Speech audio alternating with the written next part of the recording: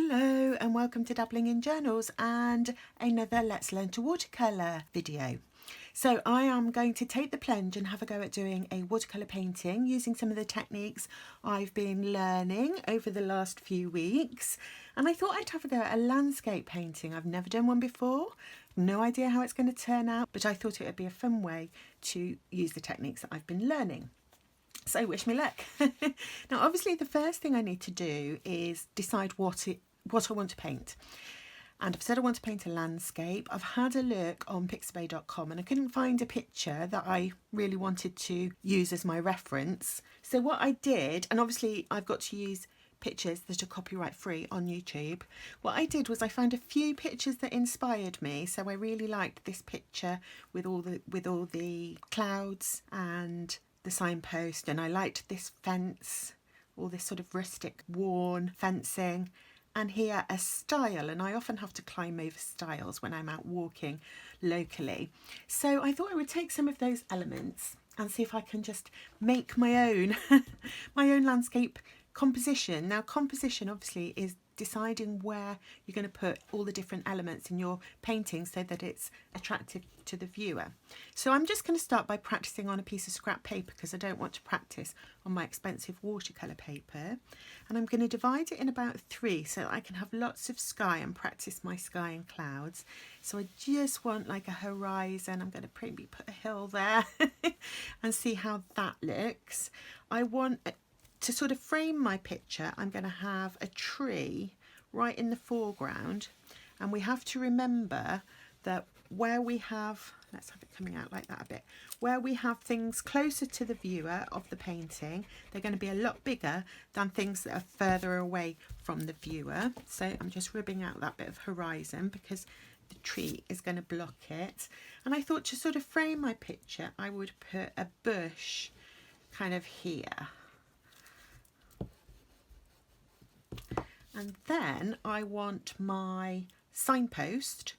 I'm thinking it might be nice to have like a path coming or disappearing in the horizon. And I'm trying to use this rule of thirds where you divide your picture up into thirds because I've read somewhere that that makes it more appealing. So I'm going to have my horizon here and I'm going to draw my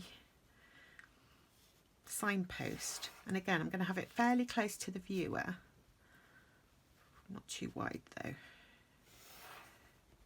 So I'm just drawing 3 lines to make my signpost, and I'm going to give it a top and a bottom, although I imagine it's going to be covered in weeds at the bottom, and take out that bit of horizon which will be blocked by my signpost.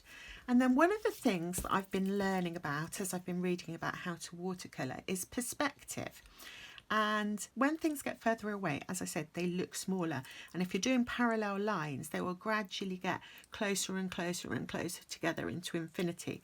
So I've chosen this spot on my horizon. I'm going to see what it looks like if I try to have my signpost pointing towards that spot. And can you see how these lines then become closer together?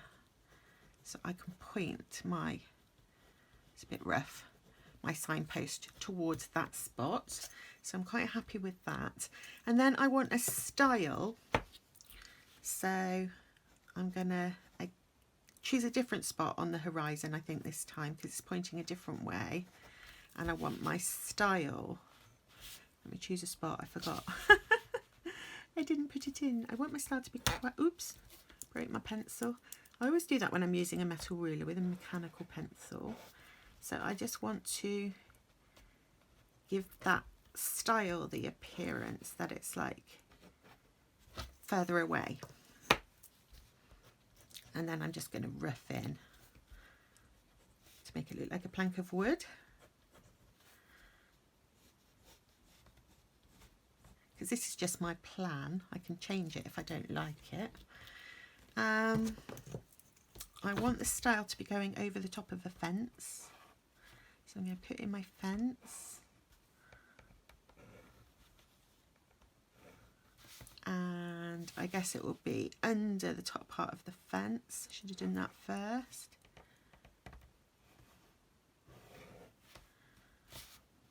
It's going to be a bit of a wobbly fence, but I can fix it in a minute. Okay, so I want my fence sort of coming onto a fence post, won't I? Here and here. Now obviously if I've completely changed my mind about what I wanted in my picture and I was doing this on my watercolour paper, I would be damaging the tooth of the paper, which is why I'm sort of planning it out on rough paper. And be underneath again, wouldn't it? I don't know. I'm trying to draw a gate. Does it look like a gate yet? It's going to need some fence posts.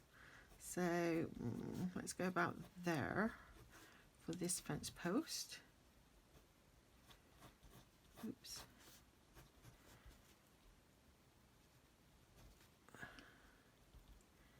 Try and get my angles so that it looks like a box. We should maybe have done a sketching video before we started trying to learn watercolour, and I'm going to do a fence post over here, and I think these ones would kind of disappear behind my fence post. And I'm using a ruler because I want to kind of have them lined up so that they look believable. How would that look? Straight across the bottom?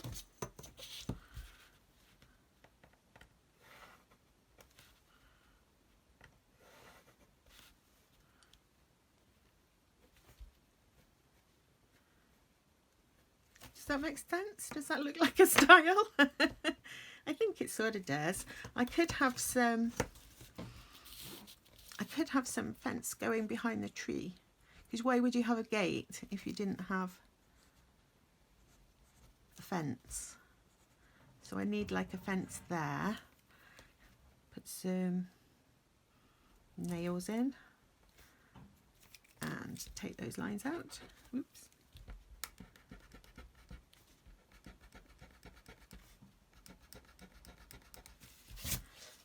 Okay, so that's my sort of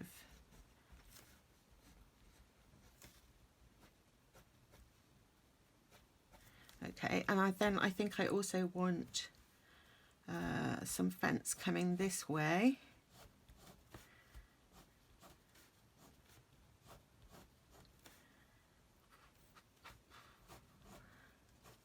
And of course fences are often very rickety when you're looking out on a public footpath, so it's not going to have to look perfectly straight or anything. And I'll just take that fence along here. Okay, so now my composition is starting to come together. I've got something in my foreground, I've got something framing the picture.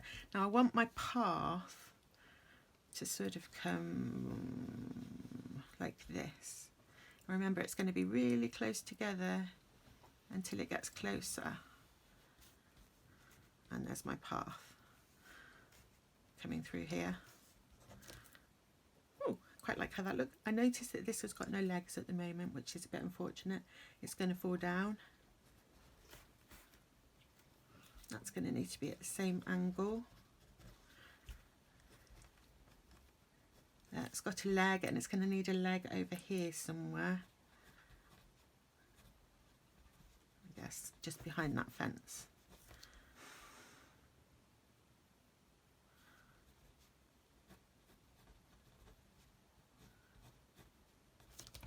Okay. I don't think I've got these angles quite right, but I can fiddle around with it.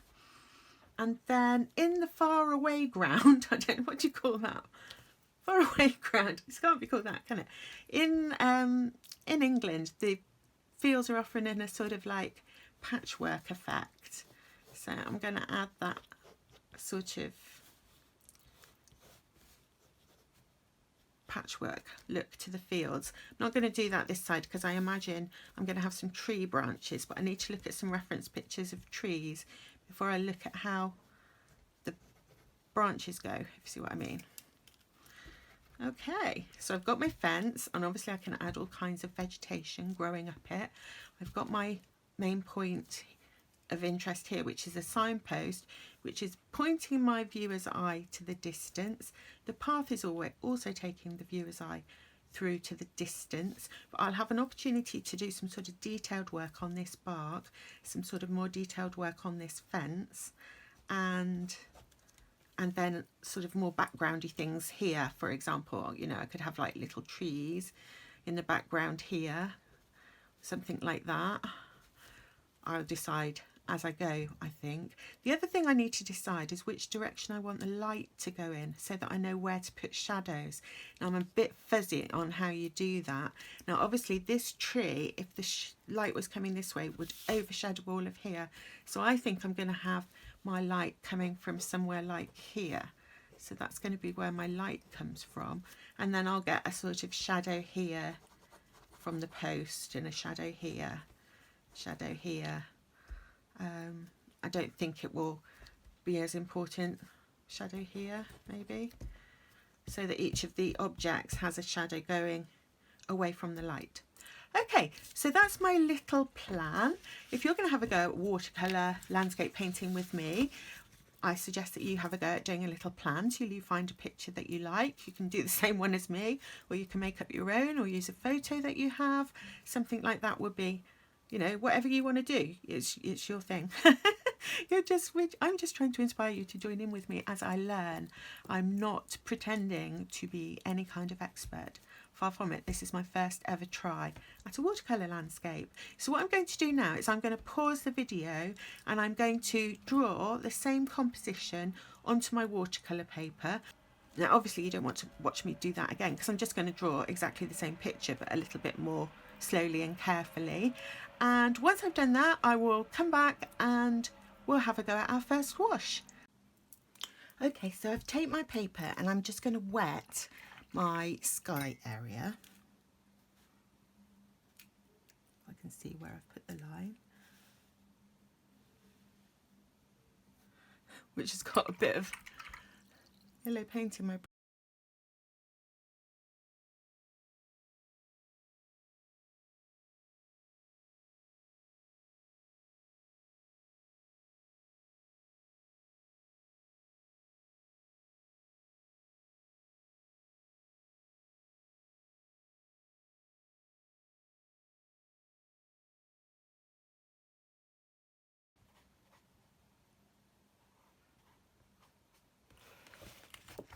So my sky area is now wet, and I'm going to let that soak in. And while I'm doing that, I'm going to mix up some paint. So I want to take some ultramarine blue.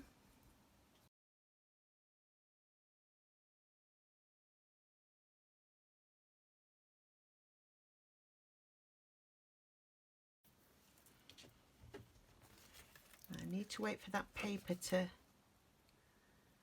That's looking nice, I think. So now I'm going to have a go at painting my sky. I'm going to start at the top with some blue, sort of in my strongest colour.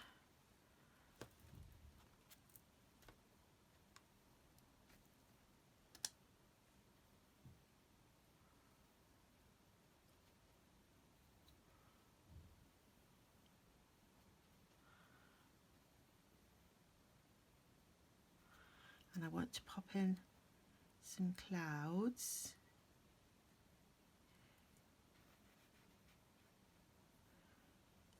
Maybe another cloud down here.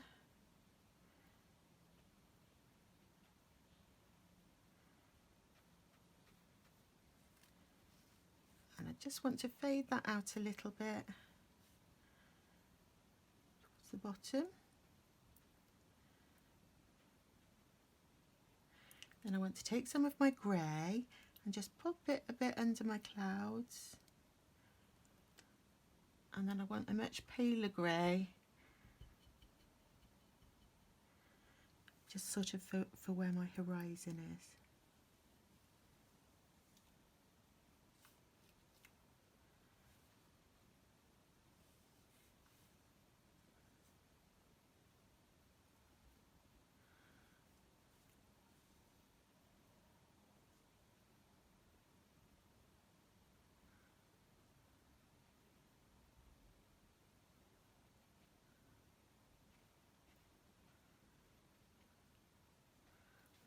do we think?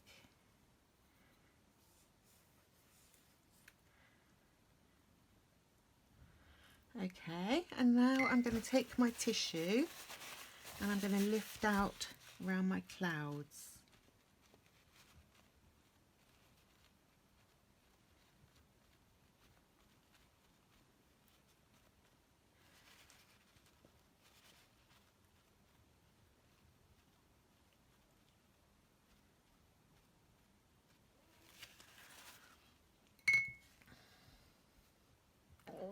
Just want to take a little bit of more blue for around that fence post.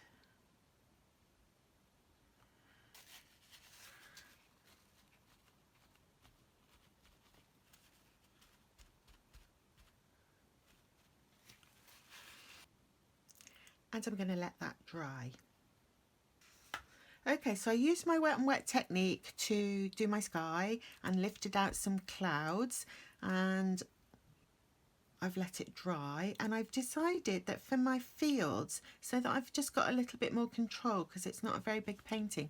I couldn't do a very big painting because I suppose I could have done, but I didn't think it would fit in the camera. So not an artistic decision, a pragmatic decision. So I want to paint my fields, and as I say, I'm just going to do them wet on dry. So that was one of the techniques we learned. So I want some, I'm getting some green because I've got blue on my brush. I want some yellow first though. I have a little spot of yellow paint there, my sunflowers.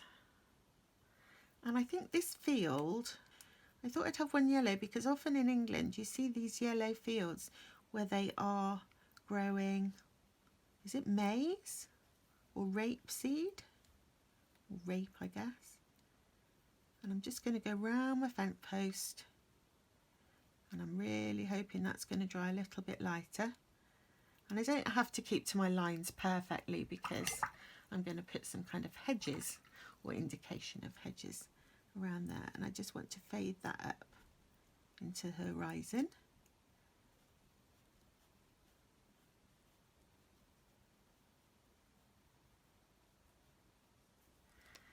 Okay, that's very yellow, but I can always glaze over it with a bit of blue if I think it's too yellow. And then I think this field I'm just going to do a sort of pale green colour.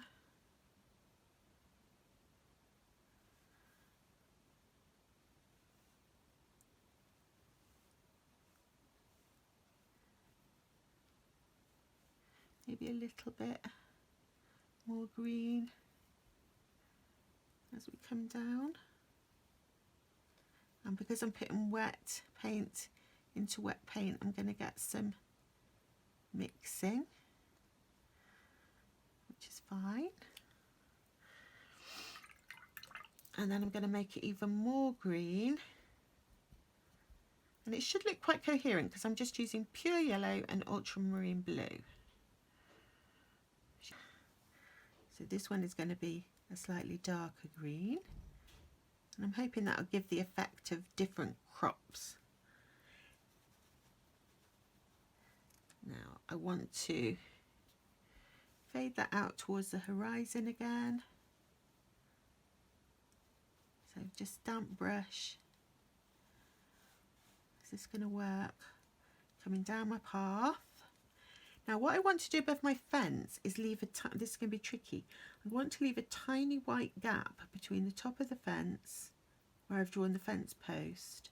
I want a tiny white gap because that will give it a 3D look, hopefully. And that's a bit wobbly, but I did my best. Around this fence post and along the path. And you see how the paint's kind of separating out into the blue and yellow. That's what's so beautiful about watercolour. It does its own thing. Okay, I sort of left a white gap. It's not as much of a white gap as I was hoping for, but I guess I could touch that up later. And then I want an even greener green, so I'm going to take some more blue. Ooh, that's a lot. And some more yellow.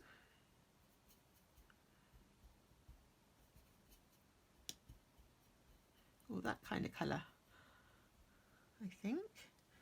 for this field.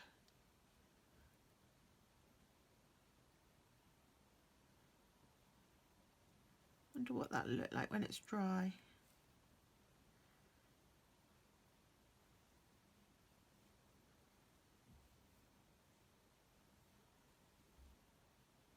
It doesn't matter if you leave the odd white space because we're going to glaze over anyway, and that can just look like sunshine. This brush is good because it's got such a pointy end. I can get into all the nooks and crannies if I had the skill.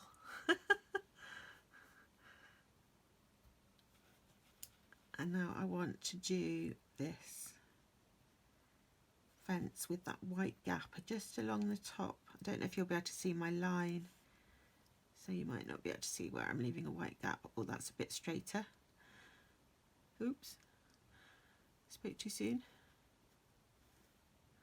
And I don't mind that I've gone into the field because that can be a bush. And fill in that area.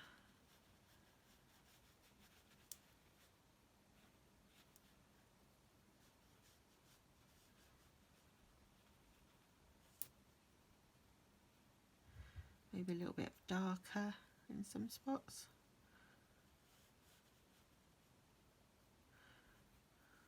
Is that a bit too blue? We'll see. Okay. And I've got a couple more fields. I'll do another lighter one here.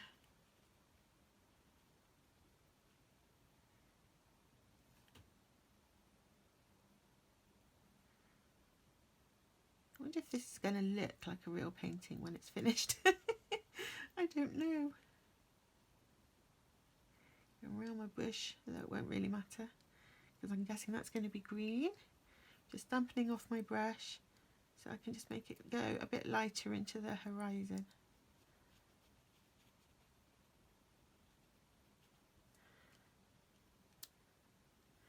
Okay, there's something blooming here. Let's try and blend that in a bit. And let's go for a slightly more yellowy green in this front bit. Yeah, it's more like grass, isn't it? And again, I've got to try and leave my white gap. I've got such wobbly hands. Kind of left a white gap there for the top of my fence post.